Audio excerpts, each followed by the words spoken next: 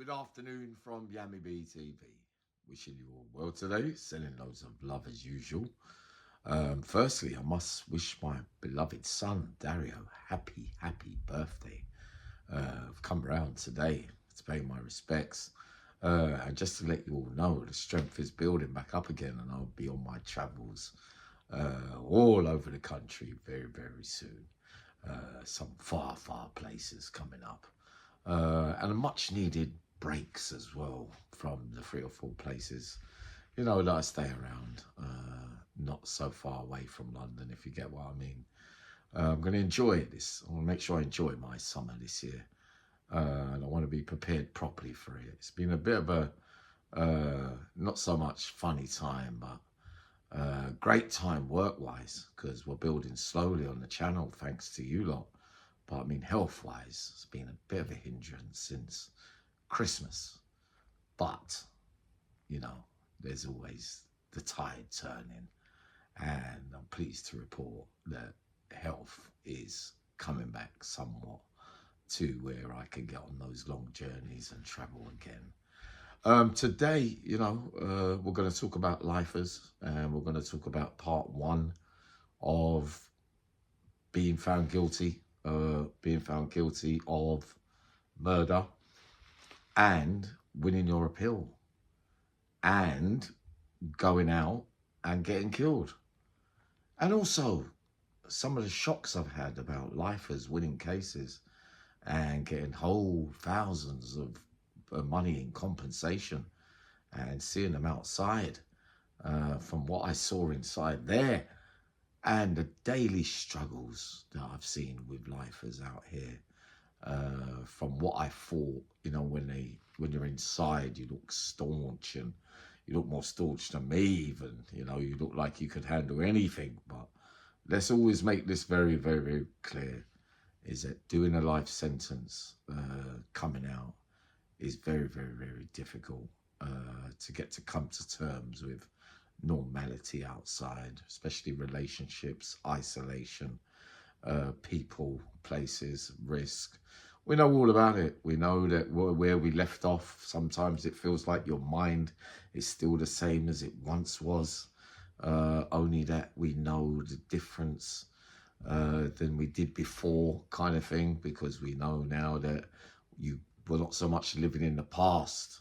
We might be reliving some moments that we have lost, and then you realize that those things that you have lost are far long gone and can never be replaced by trying to get to enjoy yourself in the way that you think you missed out by way of enjoyment. So first, this tragic case of a young boy, Jermaine Abbott. Now, one of those days down in West London, you're in Nando's, not so far from, I think it was Kensal Green or Kensal Rise or somewhere like that. You ride up in there, you go in, and one of your archest kind of enemies is walking in at the same time, and you're both staring at each other, and eyes are locked, and it's who makes the first move.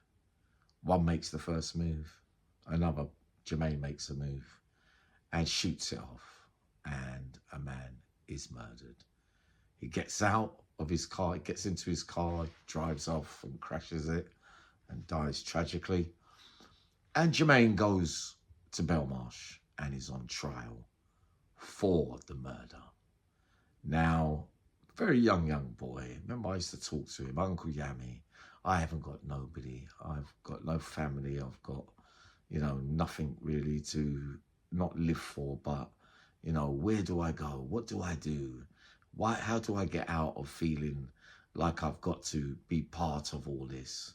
So asked me. One night, he shouted me out the window late at night. And he said, Uncle Yami. I said, what, Jermaine? He said, I can't do a life sentence. I said, well, you've got to face the music, my boy. If this case goes wrong for you, you are going to have to do a life sentence. But I can't, Yami. I can't do that 4x4. I can't do that all that time like I'm doing now in a cell like this. He goes on trial. He wins the case. Only months later to be set up and shot himself, sadly, and lived for a few months, told bits of his story while he was dying. And another man who I knew pretty well got convicted of it. I don't know whether he was guilty or not. Can't remember, but a good man.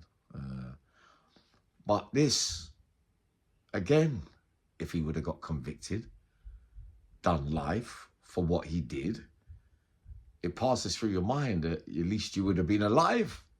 You know, these things do make you feel that way sometimes, I believe. You know, it passes through, even though you don't want to, you know, look at it that way at the time because you don't know what's ahead of you. But, you know, sometimes if justice is served and you get what you're supposed to, but you don't, you end up coming out and you get the other version. You get the revenge version. And another man as well, Tony Nicks, the great Tony Nicks from South London, one of the most biggest names, respected by all, roughhouse man, you know, held soul dances and promoted this and was in charge of that. And, you know, what a way for him to, they go on trial. Not even him that done the murder. The murder was allegedly done in, I think it was Lasertron. Argument develops with a big known family that I know some of, a couple of them. Good family, nice family. Fight develops and he's on a little roughhouse physical thing, but yeah, he's with a madman and another man stabs the person and the person dies. Now, the family take this very, very seriously. Not saying, obviously, it's them that took revenge or whatever, but again, people are hurt. You know, the kid that died, I think his name was Dale. He was about 17 years old. But was Tony Nicks responsible because you're fighting and another man gets involved and does a murder? Because I know that for definite, that you didn't actually do the killing, but you're part of it because it starts because you're fighting. But you go on trial and others go on trial, and I'll never forget maybe one of the ones that done it, used to walk around with a piece of, he used to say it's his obia, meaning black magic, means that it helps him to beat cases. And while he was going on trial every day, he was coming back and showing me, Yummy B, look, I've got it in my mouth. And I was thinking, oh God, not all that shit. I've heard it a lot of the times over the years. Some man say that it works. Some man say that it can backfire on you. Do I believe in it? No, I don't. But the rest go on trial. They win the case. They go home. Tony Nicks makes some mistakes in the box. And I never forget the one that he told me. It was my mates from Harlesden. You know, a big rage in the box.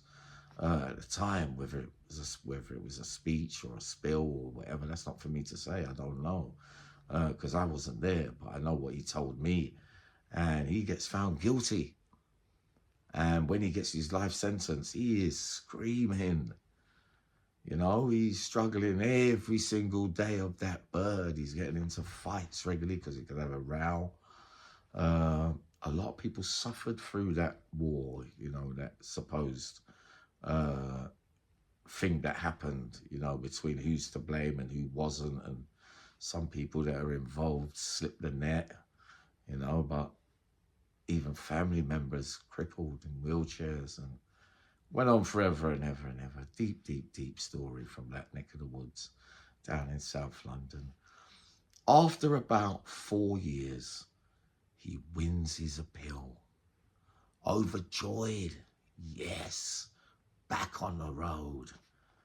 Now I can live my life again. I'm a winner, yes. But you go out too, and you get murdered as well. Would it have been better if you would have served your life sentence and, you know, come to terms with your life that you led throughout all those years. And even though you might not have been the murderer, or you might have been the murderer, I don't know. It's not for me to say. I'm talking about cases where you get a life sentence and you win by appeal, but you come out and you die because you get murdered. Was you better off staying inside? You ask yourself again. But if you're asked that at the time, well, I'm not going to stay inside just because there's a risk that I might go outside and get killed, because we just don't think like that, do we? Another surprising thing for me as well, like I told you about a guy, a big name man as well from East London, Leopold, I'll call him. He's from, when he won his case, his appeal for a jewel shop robbery where someone got shot over the counter. I don't know whether guilt or not. I know a couple pleaded guilty and are out now and doing really well. But Junior, I remember the build up to the case, he says, yes, yeah, I mean, I'm out. Corruption, police. Same kind of thing we was talking about the other day, and getting excited. I'm going to get big money for being wrongly convicted. Yeah, all right, cool. Leaves me some bits and bobs, goes a few days later on trial, walks out. Hearing a lot of stories while I'm away. His big car, chains, diamonds, girls, using all that money, a lot of money too, that comes with when you're wrongly convicted. And bumping into him recently, standing out somewhere, asking for money. God almighty. After so much money, you know, you don't even look like the man that I knew. And this is a staunch man, strong as an ox. One of the greatest sportsmen that I ever saw and ever witnessed in the Cays, who could look after himself. Did all that money go to his head and change his, you know, his whole drugs, the lifestyle? Did he crack up after doing so long and getting out? Was it too much for him? But to see him hustling in the street in the middle of the countryside, you wouldn't expect to see him in those places. And you say, is that you? And he says to me, yeah. You're right, yeah, mate. Have you got? Yeah. Because I remember he used to look after me in jail. My God, those life sentences and money and getting off and guilt. What does it do to everyone? You know, is there the payback for it all? I believe there's real karma surrounding all of it. There's a young kid as well from South London as well. This is my part one, remember. Many men have won murder cases after being convicted and gone back out and got killed. So I'll leave this as part one. There's a geezer from South London called Pipes. He got a 30-year wreck. When he first came to the Cays, I was kind of guiding him a little bit and schooling him, and good little kid. But as time went by, I could see his mental deterioration. His mind, he was saying mad things, and mad, like you think, well, you're not really making sense now with what you're saying. And he ends up in a nut house, you know, from coming in, getting a life sentence, thinking outside that he's ready for all this, 30 wreck, but he can't handle it.